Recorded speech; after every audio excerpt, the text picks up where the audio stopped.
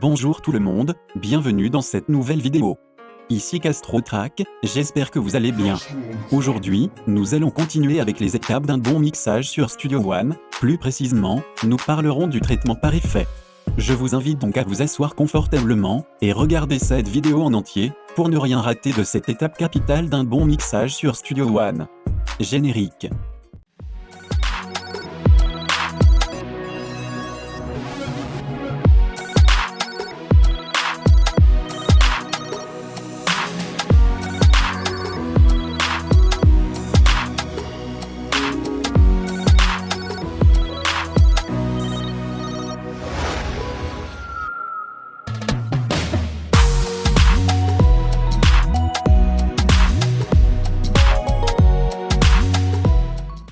Vous êtes sur Tuto Beatmaking, la toute nouvelle chaîne dédiée au beatmaking sur Studio One. Pour les nouveaux et les nouvelles, n'oubliez surtout pas de rejoindre l'aventure en vous abonnant à la chaîne. Bien. Le traitement par effet est l'utilisation d'effets audio pour modifier, améliorer ou transformer le son d'un beat. Les effets peuvent être appliqués à différents éléments d'un beat, tels que les drums, les samples, les synthés, etc. pour ajouter de la couleur, du mouvement et de la profondeur au son. Voici 5 exemples courants de traitements par effets utilisés en beatmaking. L'égalisation.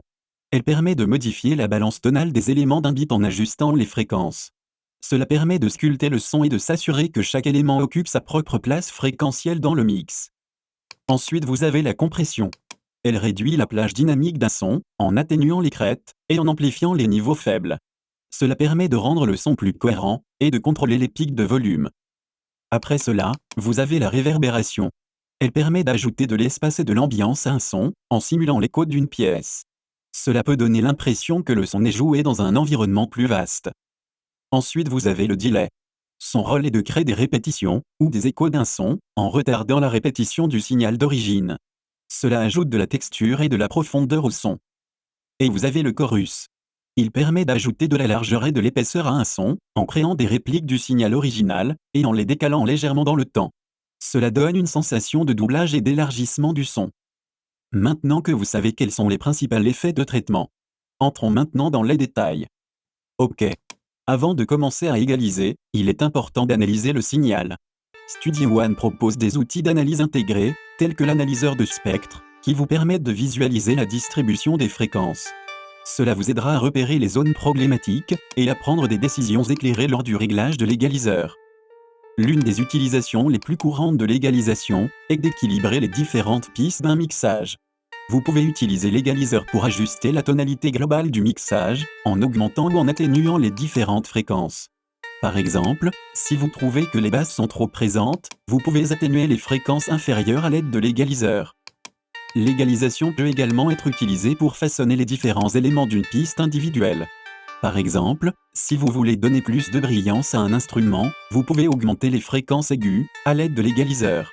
De même, si vous souhaitez ajouter de la chaleur à une guitare, vous pouvez augmenter légèrement les fréquences moyennes. Vous pouvez également utiliser l'EQ, pour éliminer les fréquences indésirables ou les problèmes de résonance. Par exemple, si vous remarquez qu'il y a un bruit de fond indésirable dans une piste, vous pouvez utiliser l'égaliseur pour atténuer ces fréquences spécifiques. Il est important de procéder avec prudence lors de la coupe des fréquences, car une coupe excessive peut rendre le son artificiel ou creux. Les EQ paramétriques comme le Pro EQ3 vous proposent des filtres tels que les filtres passe-haut et passe-bas, qui peuvent être utilisés pour éliminer les fréquences indésirables aux extrémités du spectre. Par exemple, vous pouvez utiliser un filtre passe-bas pour atténuer les hautes fréquences dans une piste de batterie, pour lui donner un son plus doux. Dans Studio One, l'égaliseur est un outil polyvalent et puissant qui vous permet d'équilibrer, façonner et corriger le son de vos enregistrements. En utilisant les différents types d'égaliseurs, en analysant le signal, en équilibrant le mixage et en façonnant les éléments individuels, vous pouvez obtenir des résultats sonores professionnels. N'oubliez pas d'expérimenter et de faire confiance à vos oreilles, pour trouver le meilleur équilibre tonal pour votre projet. Faites preuve de subtilité dans vos réglages, et ajustez les paramètres avec précision pour obtenir le son souhaité. Passons au compresseur. Avant d'utiliser le compresseur dans Studio One, il est important de comprendre les paramètres essentiels. Les paramètres les plus couramment utilisés comprennent le seuil, threshold, qui détermine le niveau à partir duquel la compression commence à agir. Ensuite le gain de réduction, ratio, qui détermine l'intensité de la compression. Ensuite le temps d'attaque, attaque, qui contrôle la vitesse à laquelle la compression est appliquée, et enfin le temps de relâchement, release, qui gère la durée pendant laquelle la compression reste active. Le compresseur dans Studio One vous permet de contrôler la dynamique d'un signal sonore, en réduisant les écarts de volume entre les parties fortes et les parties faibles. Par exemple, si vous avez une piste vocale avec des passages où le chanteur chante très fort, et d'autres passages plus doux, vous pouvez utiliser le compresseur pour réduire la différence de volume entre ces passages. Le compresseur peut également être utilisé pour ajouter du punch et de la présence à un son. En utilisant des réglages judicieux, tels qu'un temps d'attaque court et un ratio élevé, vous pouvez comprimer légèrement les parties transitoires d'un son, ce qui renforce son impact et sa présence. Utilisez aussi le compresseur pour façonner le son d'une piste. Par exemple, en utilisant un temps de relâchement plus long, vous pouvez créer une compression qui donne une sensation de sustain ou une résonance supplémentaire à une guitare ou à une basse. Studio One offre également la possibilité d'utiliser le sidechain, qui consiste à utiliser le signal provenant d'une autre piste pour contrôler la compression. Par exemple, si vous avez une piste de basse et une piste de kick, vous pouvez utiliser le sidechain pour comprimer la basse chaque fois que le kick joue, ce qui permet de créer un mixage plus cohérent et de mettre en valeur la présence du kick.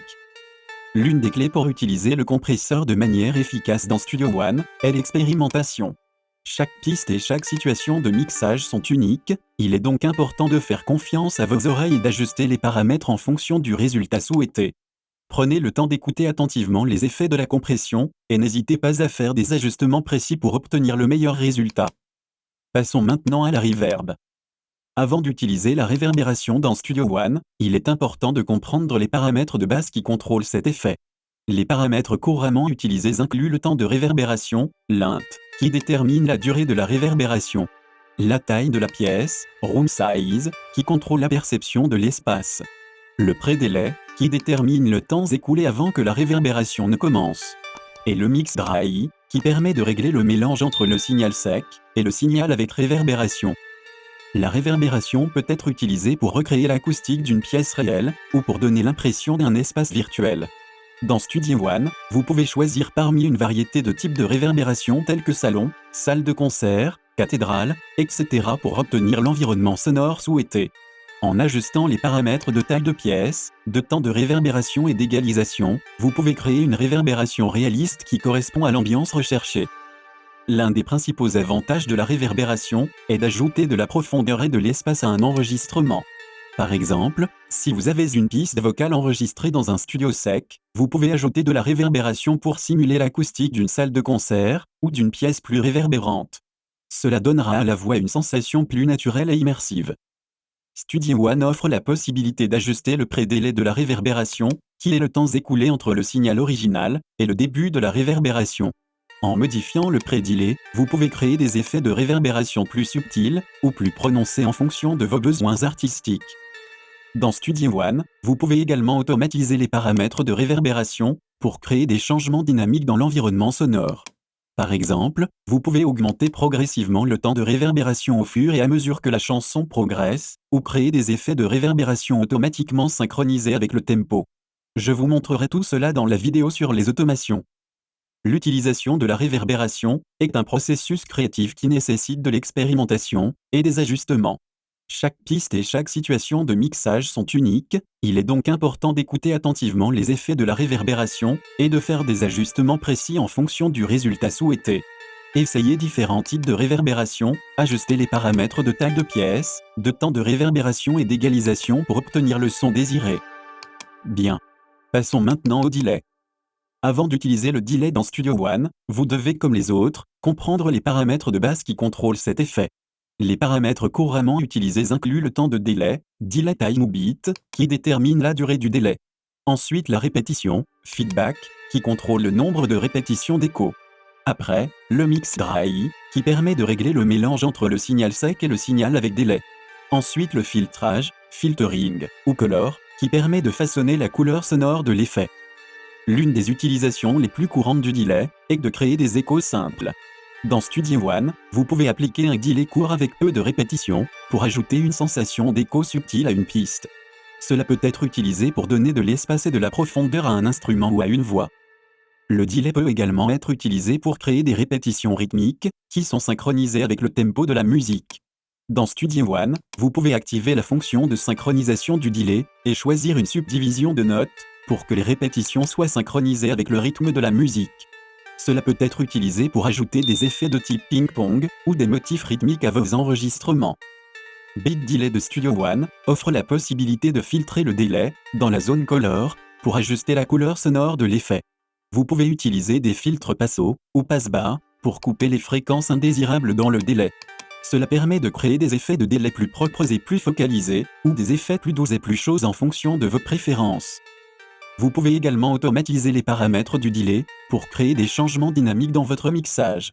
Par exemple, vous pouvez augmenter progressivement le temps de delay pendant une section de la chanson pour créer un effet de construction, ou moduler les réglages du filtre pour créer des variations sonores intéressantes. L'utilisation du delay est un processus créatif qui nécessite de l'expérimentation et des ajustements. Chaque piste et chaque situation de mixage sont uniques, il est donc important de tester différents réglages de temps de délai, de répétition, de filtrage et de synchronisation avec le tempo pour obtenir le son désiré.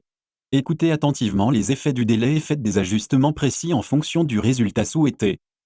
Bien. Passons au chorus. Le chorus peut être utilisé pour ajouter de l'épaisseur et de la chaleur à une piste sonore. Dans Studio One, vous pouvez appliquer un chorus subtilement en réglant la profondeur à un faible niveau et en augmentant légèrement la vitesse. Cela permettra d'ajouter une légère modulation au son, créant ainsi une sensation plus riche et plus chaleureuse. L'un des usages les plus populaires du chorus est de créer des effets de doublage.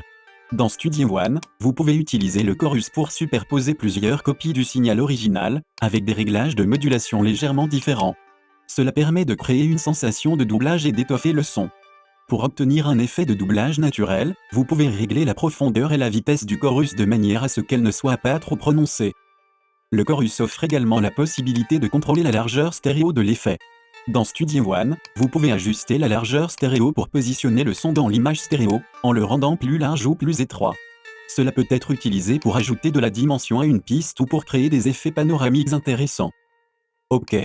Je dois vous dire une chose très importante. Vous ne devez pas penser que le fait d'ajouter des effets à vos musiques, c'est ça qui les rendra meilleurs. Au contraire, plus vous rajoutez des effets à un instrument, plus vous le détruisez. Excepté bien sûr, si vous maîtrisez les tenants et les aboutissants du pourquoi vous le faites. Pourquoi je vous dis cela? Eh bien parce que, à défaut d'enregistrer vous-même vos samples et vos instruments, les instruments que proposent les VST de nos jours sont très bien traités. Elles n'ont généralement plus besoin d'une surdosage de traitement supplémentaire. Alors lorsque vous utilisez un plugin natif ou payant, ce que vous devez faire principalement c'est juste colorer le signal de l'instrument à votre manière, même la compression n'est plus nécessaire dans la plupart des cas. Si vous souhaitez régler les problèmes de dynamique sur les instruments, il existe des méthodes beaucoup moins destructives telles que l'automation ou le gain staging. Ce sont des méthodes dont vous aurez droit à des vidéos spéciales. Vous avez donc vu les principaux effets dont vous pouvez vous servir dès maintenant. Je vais donc faire le mix de cette composition, avec les 4 effets de traitement dont nous avons parlé dans la vidéo, puis je vous fais une comparaison de l'avant et de l'après.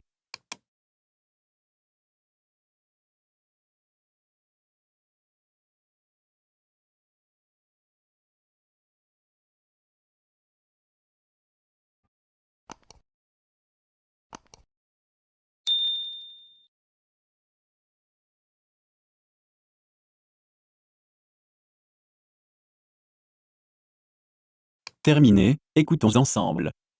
Avant.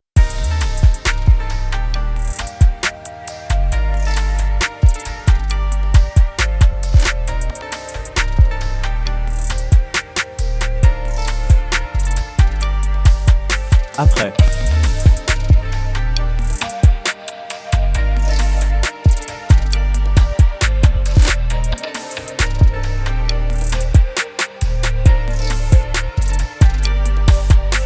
Avant.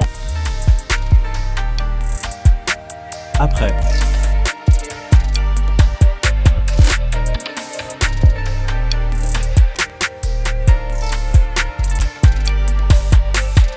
Vous entendez donc que le mix avec effet est beaucoup plus clair et cohérent par rapport à sans. Tous les éléments ont leur place dans le mixage, ce qui est le but du traitement par effet. C'est vrai que je ne vous ai pas montré comment mixer les différents éléments de notre beat. C'est parce que je veux vous faire des vidéos individuelles après celle-ci, pour vous montrer comment mixer un kick, des snares, des percussions, des mélodies, et une basse. Nous arrivons à la fin de cette vidéo, dans laquelle vous avez vu le traitement par effet. Dans la prochaine vidéo, je vous montrerai comment bien mixer un kick sur Studio One. Si la vidéo vous a été utile, n'oubliez pas de vous abonner à la chaîne, et de me laisser un commentaire en cas de zone d'ombre. Merci encore d'avoir regardé cette vidéo jusqu'à la fin, d'ici là portez-vous bien, et bonne chance dans vos projets musicaux.